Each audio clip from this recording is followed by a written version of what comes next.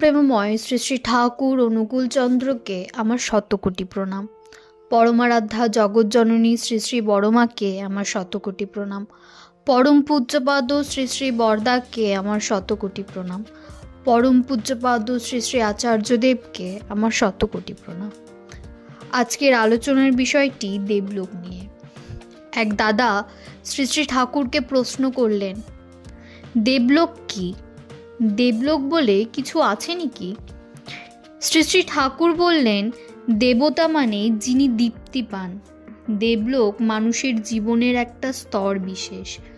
মানুষ যখন তার সব বৈশিষ্ট্য নিয়ে তার পারিপার্শ্বিকের পরিপূরণের ভিতর দিয়ে তাদের প্রত্যেককে শ্রদ্ধা ও অন্তরাসের পাত্র হয়ে দাঁড়ায়, মানুষের ইষ্টানুগ সেবায় তার জীবন যখন দীপ্তি পেতে পেতে এগিয়ে চলে, স্বতঃস্ফূর্ত চারিত্রিক অভিব্যক্তি ও অনুরঞ্জনায়, তখন সে দেবলোকে বাস করে।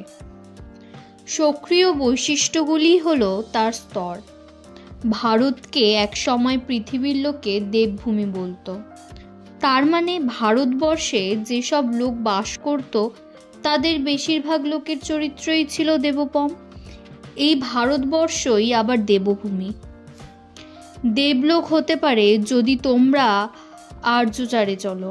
বৈশিষ্ট্যপালী আপুরয়মান পুরুষোত্তমের অনুবর্তন, বনাশ্রম, দশবিধ সংস্কার, নিত্য পঞ্চমহাযজ্ঞ, আদর্শ বিবাহ, আদর্শ শিক্ষা, অনুলোম অসবর্ণ বিবাহ, দৈনন্দিন জীবনে যজন, যাজন, অধ্যয়ন, অধ্যাপনা, দান, প্রতিগ্রহ, পারিপার্শ্বিকের সেবা, সদাচার পালন, ব্রত ও তীর্থের অনুশোভন, এই সবগুলি হল আর্যচারের অঙ্গীভূত।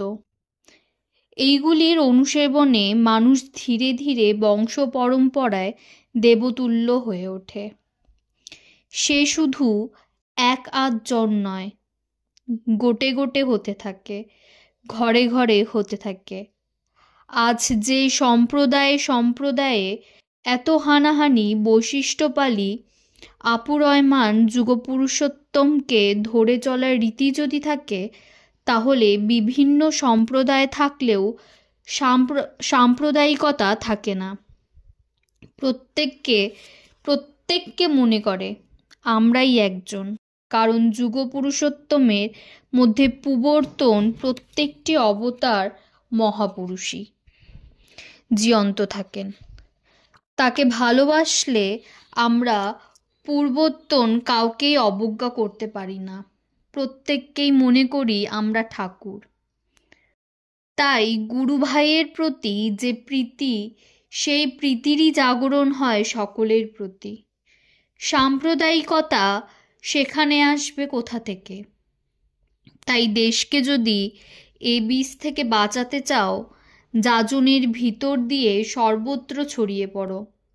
সকলের চোখ খুলে দাও, যাতে শয়তান তার প্রভাব বিস্তার করতে না পারে। এখনই যদি কোমর বেঁধে না লাগো, পরে আর সামাল দিতে পারবে না। অনৈক্য ও বিভেদই কায়েম হয়ে চলবে। জয় গুরু।